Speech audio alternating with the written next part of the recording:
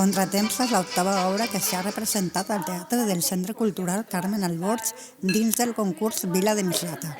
La representació parla del pas del temps, tots sabent que este comença i acaba, que creua la nostra vida i ens canvia, ens furta i s'endú moltes de les coses que posseiem al llarg de la nostra existència, però sempre arriba un moment en què tractem de rebel·lar-nos contra ell i intentem aferrar-nos a un instant o un període concret de la nostra vida.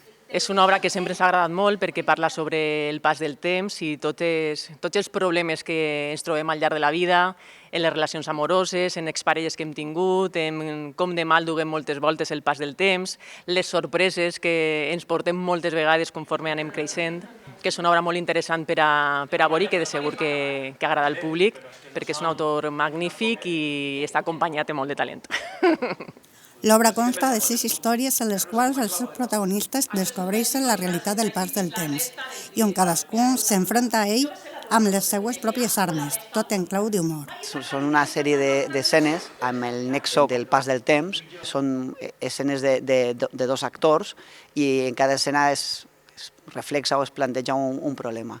I a l'obra ara som 3 xiques i 3 xics i ja dic que cada escena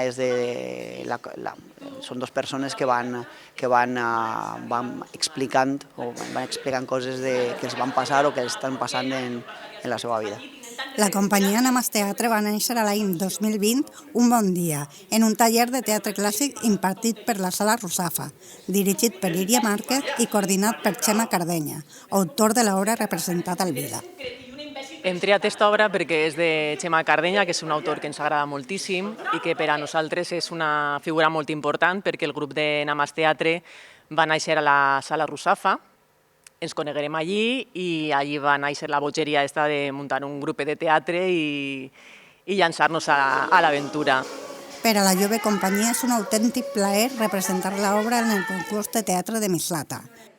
Namas Teatre hem de dir que està supercontent d'haver sigut triat per a aquest concurs, que per a nosaltres és un concurs de referència. Jo crec que el concurs de teatre amateur més important que es fa a la Comunitat Valenciana i damunt en el 40 aniversari. No ens pot fer més goig que estar avui així i esperem que el públic ho disfrute moltíssim perquè nosaltres anem a disfrutar-ho molt. Estem encantats de poder estar a Mislata i esperem repetir també algun any.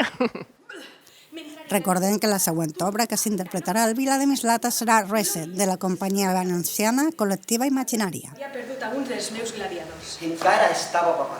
No, papà no era el meu. Recordant cultura.